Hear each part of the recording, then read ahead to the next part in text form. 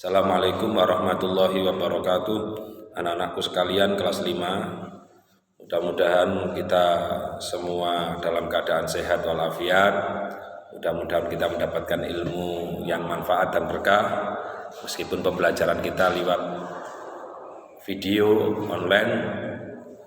Dan insya Allah besok kita sudah di pembelajaran kita mulai tatap muka. Alhamdulillah sudah bisa tatap muka lagi, kita bisa bertemu dan saling menyapa. Sebelum pelajaran ini materi saya mulai, sebelum materi surat Al-Adiyat ini saya mulai, terlebih dahulu kita berdoa. Raditu billahi robba wa bil islami dina wa bi Muhammadin nabiyya wa rasulah. Rabbi zidni ilma warzuqni fahma rabbi shrahli sadri wa yassir li amri wahlul 'uqdatam min lisani yafqahu qawli amin ya rabbal alamin. Anak-anak, Al-Qur'an adalah kitab suci umat Islam. Kalau orang Nasrani itu biasanya kitabnya Injil. Kalau orang Yahudi itu kitabnya adalah Taurat, karena Yahudi mengikuti agamanya Nabi Musa. Nah, kalau Nabi Musa itu kitabnya itu kitab Taurat. Kalau Isa itu Injil. Kalau Zabur itu Nabi Daud. Kalau Al-Quran kepada Nabi Muhammad sebagai pedoman umat Islam. Al-Quran diturunkan Allah kepada Nabi Muhammad sebagai salah satu rahmat yang tiada tara. Bentuk sayangnya Allah kepada kita, kepada umatnya Nabi Muhammad adalah Al-Quran. Karena apa? Kita hidup harus berpedoman menggunakan Al-Quran. Termasuk pemberian yang istimewa, ya. Istimewa tiada taranya bagi alam semesta, tidak ada tandingannya. Al-Quran itu tidak ada tandingannya, karena Al-Quran itu termasuk mukjizat. Kenapa kok Al-Quran itu mukjizat? Satu, ketika kita membaca dan mendengarkannya tidak pernah merasa bosan. Tidak pernah merasa bosan, kita tidak pernah jenuh. Beda dengan kita mendengarkan musik-musik. Mendengarkan musik-musik kita sering jenuh, ya kan? Mungkin meskipun musik itu enak didengar, tapi mungkin kuatnya hanya 3 bulan, 1 tahun sudah blenger. Tapi kalau Al-Quran kita tidak pernah merasa bosan. Itu adalah mukjizat Al-Quran, anak-anak. Yang mukjizat itu diturunkan, diberikan kepada Nabi Muhammad, dan di dalamnya terkandung atau terkumpul wahyu ilahi sebagai petunjuk, ya, petunjuk. Hudan sebagai petunjuk, hudan namanya. Bahasa Arabnya hudan itu petunjuk. Kalau ingin mendapatkan petunjuk, yaitu harus memahami Al-Quran sebagai pedoman dan bahkan sebagai obat. Obat itu ya syifa. Jadi kalau kita sakit, ya sakit hati, ya itu tadi obatnya. Gelisah baca Al-Quran, sumpek juga baca Al-Quran. Itu memang pentingnya, anak-anak. Kalau kita merasa hidup di dunia ini kayak jenuh, ya kita berdialog sama Allah lewat baca Al-Quran itu. Dan itu bisa nyampe ke hati kalau kita memahami isi kandungan Al-Quran. Ketika mendengarkan ayat rahmat, ayat gembira, kita ikut senang. Ketika mendengarkan ayat-ayat yang di situ azab, kita susah. Ini contoh, ya. Jadi sebagaimana dalam surat Al-Adiyat yang menjelaskan agar manusia banyak beramal soleh. Jadi orang itu harus banyak beramal soleh, menjalankan segala perintahnya, menjauhi larangan-larangannya. Itu isi dari kandungan surat Al-Adiyat. Ini tidak bisa kita memahami Al-Quran, ya kita harus butuh guru yang tidak sekedar kita bisa membaca. Banyak orang itu bisa membaca, tapi belum tentu bisa memahami maksud dari tujuan Al-Quran itu sendiri. Yaitu Itu apa? Supaya orang beriman dan bertakwa. Kalau orang itu beriman, bagaimana orang bisa beriman bertakwa kalau tidak mengaji? Ya. Surat Al-Adiyat, lafaz surat Al-Adiyat terdiri atas 11 ayat, termasuk golongan surah-surah Makkiyah. Kenapa kok Makkiyah? Tadi sering saya jelaskan bahwa kalau Makkiyah berarti ayat tersebut diturunkan di kota Mekah atau sebelum hijrahnya Nabi Muhammad, diturunkan sesudah surat Al-Asr, ya. Nama Al-Adiyat diambil dari kata Al-Adiyat pada ayat pertama. Wal-Adiyatu dhabha. Pengambilan nama ini kadang dari ayat pertama, kadang sesuai cerita, sesuai isi Al-Quran, membahas perempuan, kadang gitu, ada apa, membahas apa gitu, kadang seperti itu. Surat An-Nisa, nah gitu kan contoh itu, kadang diambil dari lafadznya itu sendiri. Wal 'adiyati dhabha wal muriyati qadha wal mughirati subha fa'asarna bihi naf'a. Seperti itu ya. Caranya gimana? Ini ayatnya terdiri 11 ayat. 11 ayat. Insya Allah kalian banyak yang hafal. Tapi beda. Saya suruh kalian dihafalkan ya. Dihafalkan. Insya Allah banyak yang hafal. 11 ayat. Caranya menghafal itu sedikit demi sedikit. 1 ayat, 2 ayat beserta terjemahnya. Nanti sambil jalan, sambil main gitu. Wal 'adiyati dhabha. Itu artinya apa? Demi kuda perang yang berlari kencang dan apa? Terengah-engah. Itu diambil judul pertama ya.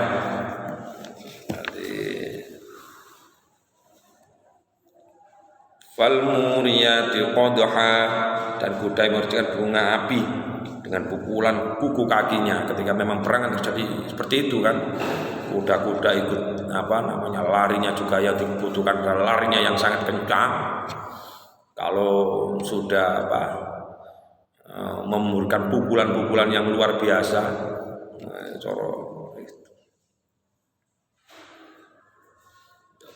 wal mughirati subha, dan kuda yang menyerang dengan tiba-tiba pada waktu pagi kadang. Fa'asarna bihi nab'a, sehingga menerbangkan debu. Dan menerbangkan debu-debu ketika perang kan, apalagi kalau di Jazirah Arab kan hampir semuanya debu ya. Ini melihat sejarah Mekah kan banyak debunya. Jadi perang itu kan sudah campur atau sudah agak dahsyat gitu kan, seperti itu. Fa wasatna bihi jam'a, lalu menyerbu ke tengah-tengah kumpulan musuh dengan kecepatannya, dengan kelihayannya. Ini jelas ada maksud ini. Kuda itu luar biasa. Kalau beda kalau unta nggak bisa larinya nggak kayak kuda ya. Kalau cocok itu yang diajak perang kuda. Memang kuda itu luar biasa. Innal insana li rabbihi lakanud. Sungguh manusia itu sangat ingkar, tidak bersyukur kepada Tuhannya. Memang makanya di Al-Quran lain, wa qalilum min ibadiyas syakur. Ada sedikit dari hamba-hamba yang bersyukur ya. Mudah-mudahan termasuk kita ini yang qalil itu ya, yang sedikit dari hamba-hamba yang bersyukur. Wa innahu ala dzalika lasyahid, dan sesungguhnya dia manusia menyaksikan, mengakui keingkirannya. Nanti di hari kiamat kita akan mengakui, kita akan getun karena hidup kita sering Rasulullah. Wa khuliqal insanu jazu'a. Wa khuliqal insanu jazu'a. Jazu'a itu ngersulo, wong urip ngersulo tok. Banyak yang ngersulo. dididik ngersulo. Nah, kadang kita seperti itu ya, ngersulo, disuruh menghafalkan ngersulo, disuruh belajar ngersulo, diperintah orang tuane ngersulo, ngersulo ya, tiga iris dididik yang ngersulo, senengane wis ngersulo, memang diciptakno ngono.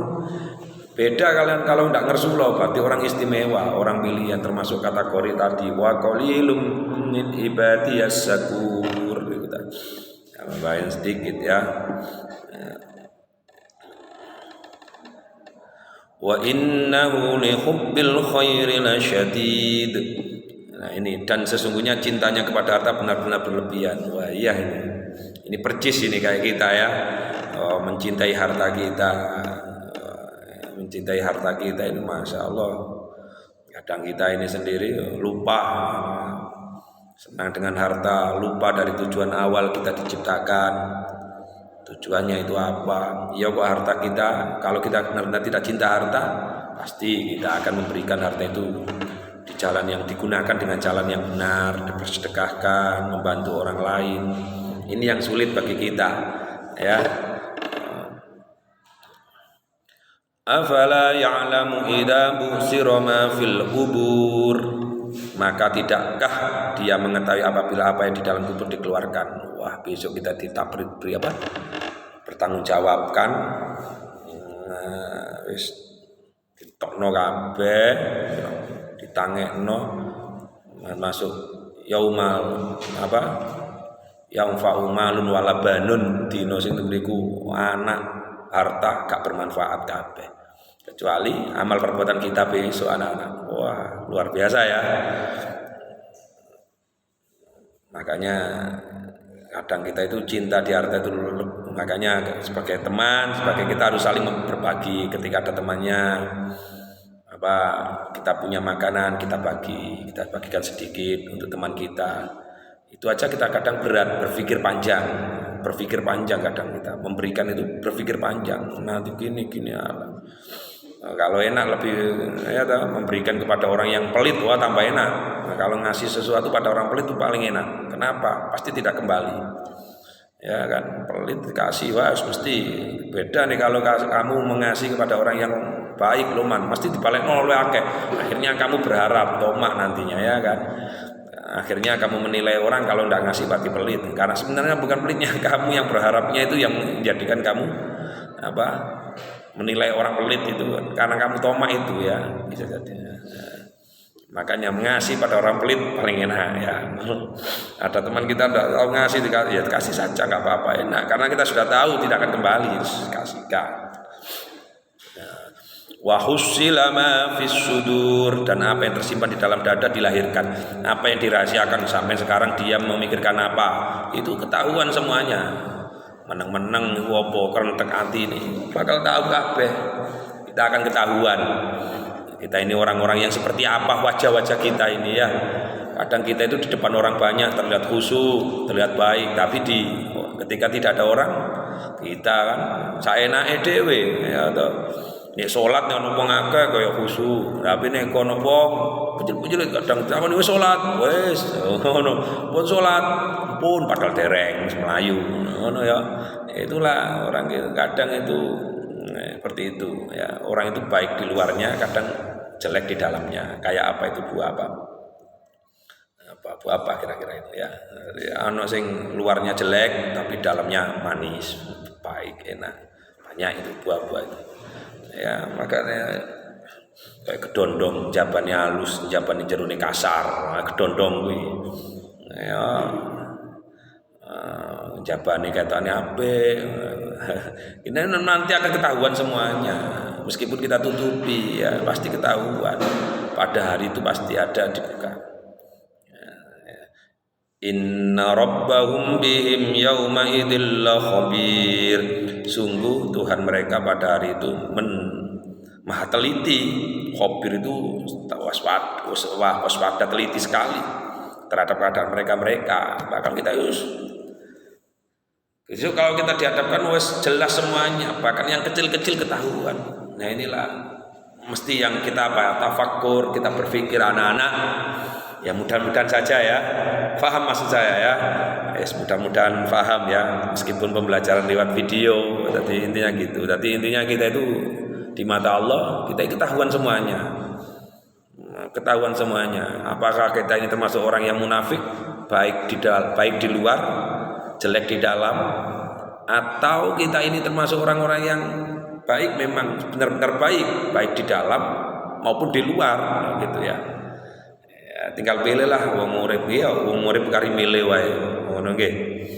Ya dengan tapi ya mudah-mudahan itu tadi. Pun untuk tugasnya kalian pertama menghafal, pasti menghafal ini ya beserta terjemahnya. Jangan kayak anak kelas aliyah enggak mau disuruh menghafalkan, enggak mau ya. Sanawiyah juga enggak mau disuruh menghafalkan. Anak MU hebat ini. Ya. Kak kelem kon ngapal kon ngeplak. Ya, caranya gimana menghafalkan? Ya dua-dua lah, satu hari dua-dua atau satu hari satu ayat beserta terjemahnya. Kalau enggak nanti sudah berusaha kok belum hafal ya gimana lagi gitu loh. Sudah berusaha, yang penting ada usaha. Bukan hasil kan urusan belakang ya. Itu kayak anak-anak kelas 1 aliyah ini ya, suruh ngapalo hilal mikir-mikir pun ya itu, dan menulis surat al-adiyat beserta terjemahnya di bukunya masing-masing, ditulis sing apik untuk penilaian besok saja ketika tatap muka ya, ketika tatap muka. Cukup sekian anak-anak, mudah-mudahan bermanfaat, amin ya rabbal alamin.